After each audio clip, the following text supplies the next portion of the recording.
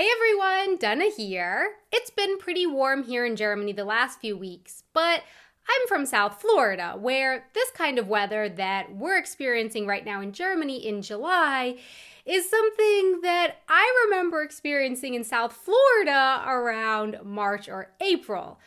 So then if it feels that warm in April in South Florida, what does July feel like?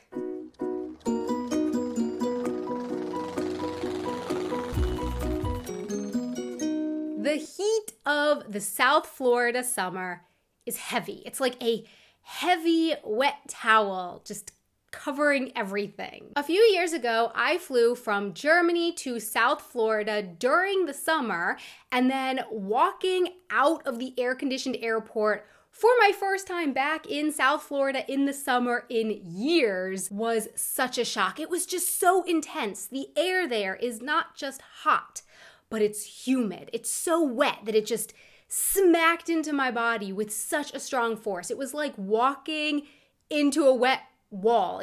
I really suddenly felt it all around me. The damp air, as soon as I walked out of that airport, it was like I could feel the atmosphere all around me. It was so thick. So what was my life in South Florida like with this kind of intense, hot, humid, long summer stretching from around March to November? Well, especially in the middle of the summer, to go running, for example, I can remember waking up at 5 in the morning before the sun came up, and still already at that time, already at 5 in the morning, the air was so thick and so filled with water that without even running a step, just walking out my front door, my skin was already damp. To try and put it into perspective, here in Germany, the other day it was a really warm 30-degree day, and then it rained. It was one of those really warm rains where the rain actually does absolutely nothing to help cool down the day. And then after the rain, the air was so filled with moisture that it felt even hotter and stickier after the rain than it had before. I would say that's how South Florida felt all the time in the summer, even at 5 in the morning. And in South Florida, of course, many days it does rain too, which I will talk about more later, but after those rains in South Florida, it does also get even more humid and sticky after the rain than it was before it. And even when it wasn't raining, not raining, but sometimes the air outside was just so wet that paper would immediately get a little damp. Like if you tried to take some paper outside to write on it, to leave a note for someone or something, the paper often didn't stay crisp. It would start to curl up slightly at the edges, and then it teared much easier too. If you just pushed a little bit too hard with the pen, you could really easily tear through the paper. And if you tried to use some kind of liquidy ink on the paper, sometimes it was so damp that it would bleed a little bit into the paper. As I mentioned in this video here, I went to sleepaway camp in Florida, and we didn't have air conditioning at the camp. It was just ceiling and box fans. And so that's when I first learned about the paper, when I was trying to write letters home. It was a little tricky with all the humidity. I also very quickly learned a lesson about envelopes, that they will seal themselves in the heat and humidity. The whole packet of envelopes, they were all sealed shut from the humidity. They closed themselves, made writing home quite difficult. Tape was also a problem. We liked to tape pictures and magazine cutouts to the wall at camp, but because of the humidity, not only did the photos and clippings often end up curling a little bit, they'd often fall off the wall at some point because the tape just wouldn't hold anymore. It didn't stay sticky because of all the water in the air. My hair is also different in South Florida. With all that humidity, my hair is much curlier there. Here in Germany, I can very easily make my hair stick straight with a flat iron, and once I do that, it pretty much just stays that way. I can also make my hair wavy in Germany, but the waves tend to fall out quicker here. They don't really hold their form as well, and I really can't get my hair that curly without using a curling iron in Germany. Whereas in South Florida, I can straighten my hair all day long if I want to. If I go for a 10-minute walk outside in the summer, it will very quickly stop being so straight and just start to form into waves and curls. Now, how about cars?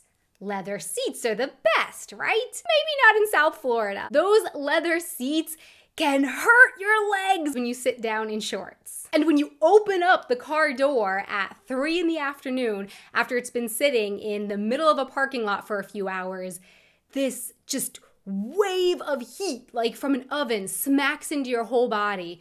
I can remember that I could barely breathe. The air was just so hot and heavy that I could barely breathe as I climbed into the car, of course, yelping at my burning legs if there were leather seats. And then the steering wheel was so hot, the shifter was hot, and better not let the metal of the seatbelt touch your skin because that thing gets really hot.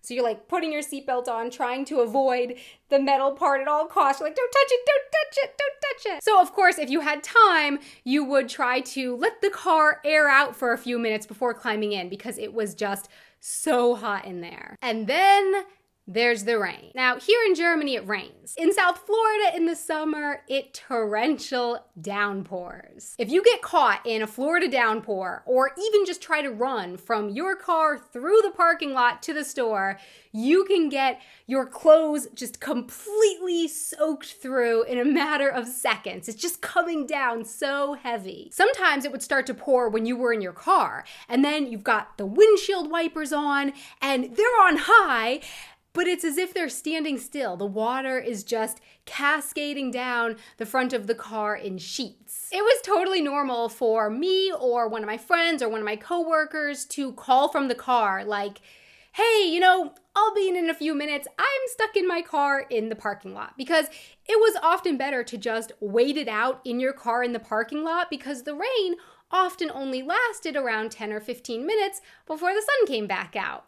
But then, of course, like I said, the sun came back out after the rain, and then it was often even more humid and even stickier than before the rain. The side effect of these massive storms just blowing in so quickly was that for me, I can remember often getting these intense pressure headaches from the changing weather. And along with such a summer storm often came really loud thunder. It was just blasting overhead. It felt like there were fireworks going off directly above us.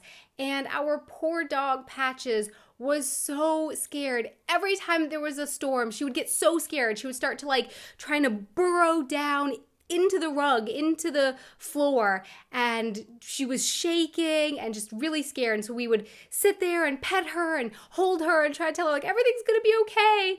But yeah, we felt so bad because she was just so terrified of these storms. But at least the storm often didn't last that long. It would blow over, like I said, and then she would bounce back up and be like, oh, okay, the storm's over. Okay, now I'm good. Now we can play again. So at least she seemed to recover quickly from that scary experience. And then, of course, such a warm, wet climate is a lovely place for bugs and mosquitoes to live. So we had to deal with those as well. So my question for you is, what's been your experience with humidity and extreme weather?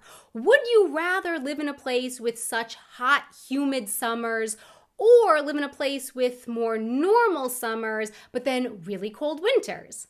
Please let me know in the comments below. Thanks so much for watching. I really hope that you enjoyed this video.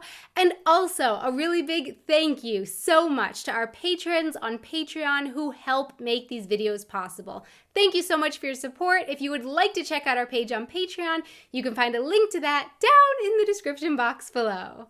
Until next time, auf Wiedersehen. Okay, yes. Hello. I am recording. And I'm recording here. Okay, I'm recording sound, I'm recording picture. All right. I have all the lights on?